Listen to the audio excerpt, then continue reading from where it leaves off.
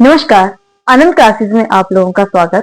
अनंत classes पर प्राचीन भारत को शुरू किया है, जिसमें हम लोगों ने मगध साम्राज्य को, ठीक है, मगध साम्राज्य को जो था वो स्टार्ट किया था। इसका जो था हम लोग लास्ट वीडियो में देखा था कि मगध साम्राज्य का हर्यंक वंश, ठीक है, मगध साम्राज्य के हर्यंक वंश के बारे में, जिसमें बिंबिसार, अजातशत्रु और उदयन के बारे में पढ़ा था। ठीक है, उदयन की हत्या जो था उसका सेनापति शिशुनाग के द्वारा किए गए थे और शिशुनाग वंश की जो था वो स्थापना की थी। आज हम देखेंगे शिशुनाग वंश, ठीक है, शिशुनाग और एक और वंश है हमारे आपका मगध साम्राज्य का नंद वंश। ठीक है, तो सबसे पहले देखते हैं शिशुनाग वंश की। तो शिशुनाग वंश की बात करें 412 ईसा पूर्व से लेके 344 ईसा पूर्व तक है। ठीक, कहां से कहां तक है? 412 ईसा पूर्व से लेके 344 ईसा पूर्व तक जो है वो रहता है। ठीक है, शिशुनाग। अब शिशुनाग ने क्या किया था? जो हर्यंक वंश का अंतिम शासक था, ठीक है, शिशुनाग का जो हमारे शिशुनाग उसका अंतिम शासक था नागदशक, उसकी हत्या करी थी। ठीक है, उसकी जो था वो हत्या करी थी और एक नए वंश की स्थापना करी, जिसका क्या नाम दिया गया? शिशुनाग जो था वो नाम दिया गया था। ठीक है, और ये प्राचीन भारत का पहला ऐतिहासिक सम्राट है जिसे जनता के द्वारा चुना गया था। ठीक है, प्राचीन भारत का पहला एक ऐतिहासिक सम्राट है, पहला सम्राट या पहला शासक है जिसे जनता के द्वारा चुना गया। कौन है जी? शिशुनाग। कौन से वंश है? शिशुनाग वंश से। शिशुनाग वंश की स्थापना किसने करी? शिशुनाग। किस वंश का अंत करके? तो हर्यंक वंश का अंत करके जो था वो इसकी स्थापना की थी। क्लियर है जी? अब इसने अवंती और वत्स को, ठीक है, अवंती और वत्स को मगध साम्राज्य में मिलाया था। ठीक है, अवंती और वत्स को क्या किया था इसने? मगध साम्राज्य में जो था वो मिलाया था। क्लियर है? और इसने पाटलिपुत्र को, ठीक है, पाटलिपुत्र को हमारी राजधानी क्या है? पाटलिपुत्र। अभी तक हमारे पास उदयन ने क्या किया था? पाटलिपुत्र नगर की स्थापना करी गंगा और सोन नदी के किनारे। तो यहाँ पे क्या होता है? अब इसने क्या किया? पाटलिपुत्र को हटा के वैशाली पर नियंत्रण करने के लिए वैशाली को जो था वो राजधानी बनाया था। ठीक है, वैशाली पर जो था वो नियंत्रण करने के लिए इसने क्या किया?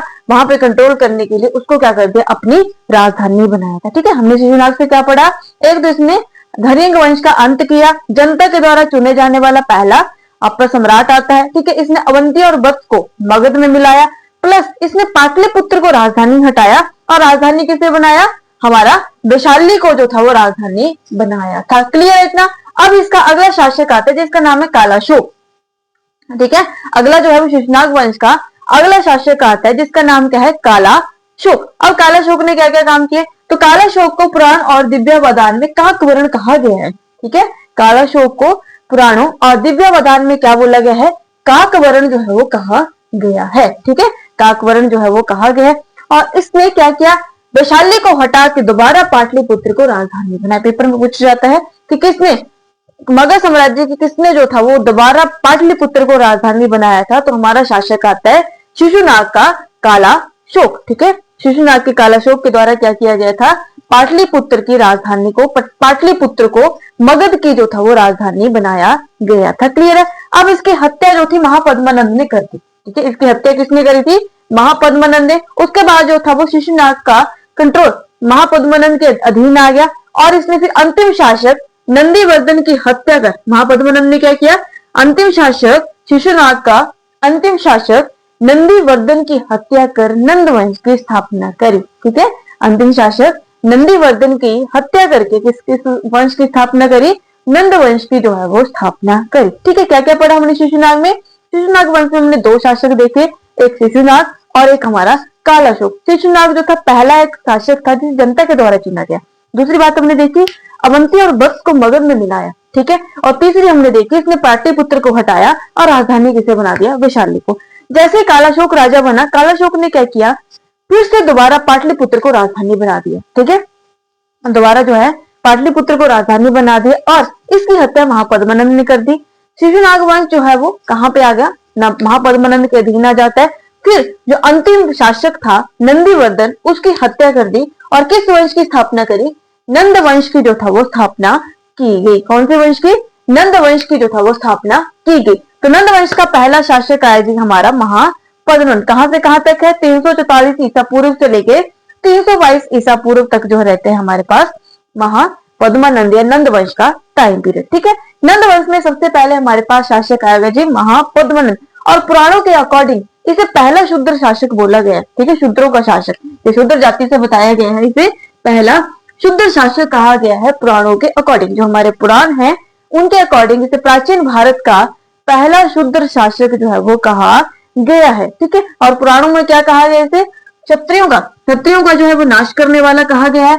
भार्गव, अपौरो, परशुराम जो है वो कहा जाता है। ठीक है, पहला तो प्राचीन भारत का पहला शूद्र शासक कौन सा आएगा, हमारे महापद्मानंद आएंगे। इन्हें जो है वो क्षत्रियों का नाश करने वाला भी कहा गया है और भार्गव भी कहा गया है, साथ में अपौरो परशुराम भी जो है वो कहा जाता है।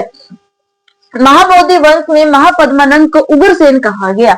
महाबोधि वंश में महापद्मानंद को क्या बोला गया, उग्रसेन जो है वो कहा जाता है। ठीक है, और अन्य नाम क्या क्या थे इनके, एकराट, एक छतर, कली का अंश। ठीक है, सारे के सारे नाम किसके हैं, महापद्मानंद के थे। ठीक है, महापद्मानंद किस वंश के संस्थापक है, नंद वंश के संस्थापक है।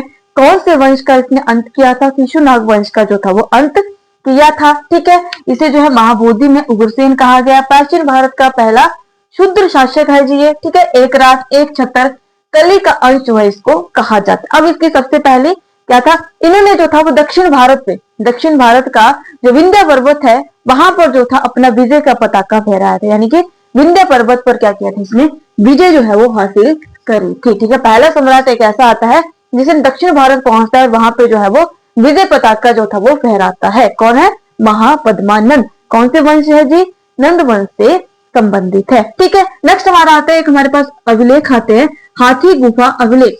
तो हाथी गुफा अभिलेख के अनुसार इन्होंने क्या किया, कलिंग पर आक्रमण किया। ठीक है, इन्होंने क्या किया, कलिंग पर आक्रमण करते हैं, वहां से जिन की प्रतिमा यानी कि महावीर स्वामी जिन की प्रतिमा जो है वो लेकर आते हैं। ठीक है, खारवेल हाथी गुफा अभिलेख के अनुसार हमें इस चीज का पता चलता है, इन्होंने क्या किया था, कलिंग पर आक्रमण किया और वहां से जो है वो जिन की प्रतिमा जो है वो लेकर आते हैं, साथ में इन्होंने नहरों का निर्माण करवाया। ठीक है, कलिंग हाथी गुफा अभिलेख के अनुसार क्या बोलते हैं, इन्होंने नहरों का जो था वो निर्माण करवाया था। क्लियर है जी। अब नेक्स्ट हमारे पास एक शासक आता है जिसका नाम है धनानंद। धनानंद की बात की जाए, इस टाइम भारत में कौन आ चुके, जब धनानंद का टाइम पीरियड यानी कि मगध साम्राज्य का शासक सम्राट हमारा धनानंद था, तो उस टाइम भारत में जो था वो सिकंदर 326 ईसा पूर्व के समय सिकंदर भारत में आ चुके थे। इन्होंने भारत में एंटर कर चुका था। ठीक है, सिकंदर का समकालीन था मगध साम्राज्य का धनानंद। ठीक है, जब सिकंदर भारत में आया, और धनानंद एक ऐसा शासक था, भोग विलासता में जीवन व्यतीत कर था, लेजी था। ठीक है, राजपाट मिला हुआ था बना बनाया, तो ज्यादा टेंशन नहीं ले रहा था। ठीक है, तो इसीलिए धनानंद किसका समकालीन था, सिकंदर का समकालीन था। जब सिकंदर ने भारत पर आक्रमण किया उस समय मगध में कौन सा वंश था, नंद वंश था, और नंद वंश का कौन सा शासक था, तो धनानंद जो था वो उस समय शासक था। और यूनानी आते हैं, यूनानी था हमारा सिकंदर। यूनानी लेखकों में इसे बोला जाता है अग्रेमीस। ठीक है, यूनानी लेखकों में इसे क्या बोला जाता है, अग्रेमीस। अब सिकंदर यहाँ पे आया तो सिकंदर ने मगध पर, ठीक है, सिकंदर की जो सेना थी उन्होंने जो था वो ब्यास नदी को पार करने से मना कर दिया था। जब ब्यास नदी को पार करने से मना किया तो ब्यास नदी को पार करके ही जो था मगध पर पहुंचा जा सकता था। तो बिना मगध पर आक्रमण किए, यानी कि सिकंदर ने मगध पर आक्रमण नहीं किया था, बिना मगध पर आक्रमण किए सिकंदर भारत से वापस लौटा था। और उसके बाद जो था वो मौर्य यानी कि हमारे पास चंद्रगुप्त मौर्य, जो चाणक्य जिनके गुरु थे, चाणक्य, विष्णुगुप्त, ठीक है, या कौटिल्य जिनके गुरु थे, उन्होंने जो था वो चंद्रगुप्त मौर्य ने नंद वंश के अंतिम शासक, ठीक है, नंद वंश के अंतिम शासक कौन आते हैं, धनानंद। ठीक है, नंद वंश के अंतिम शासक धनानंद की हत्या कर मौर्य साम्राज्य की स्थापना की थी। ठीक है, मौर्य साम्राज्य की जो था वो स्थापना की थी। ठीक है, इसी के साथ हमारा जो है वो आज मगध साम्राज्य या महाजन पद का टॉपिक जो है वो कंप्लीट होता है।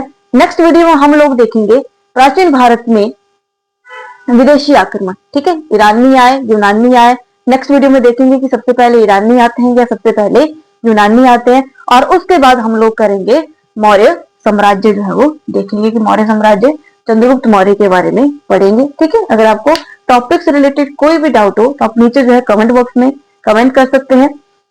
अगर आपको वीडियो अच्छी लग रही हो तो वीडियो को लाइक कीजिएगा और चैनल को सब्सक्राइब कीजिएगा, और आप लोगों के लिए एक इंपॉर्टेंट नोटिफिकेशन साथ में की आनंद क्लासेस पर जो है वो ऑनलाइन क्लासेस को स्टार्ट कर दिया गया है। इसमें हमारे पास एचपी टेट, जेबीटी टेट, आपका जेबीटी कमीशन, पटवारी और अन्य एग्जाम की जो है वो कोचिंग दी जाती है। अगर आपको कोचिंग लेनी हो या क्लासेस से रिलेटेड टाइमिंग वगैरह कंफर्म करनी हो तो आप नीचे जो है वो स्क्रीन पे दिए गए नंबर के ऊपर कॉल कर सकते हैं। Thank you and all the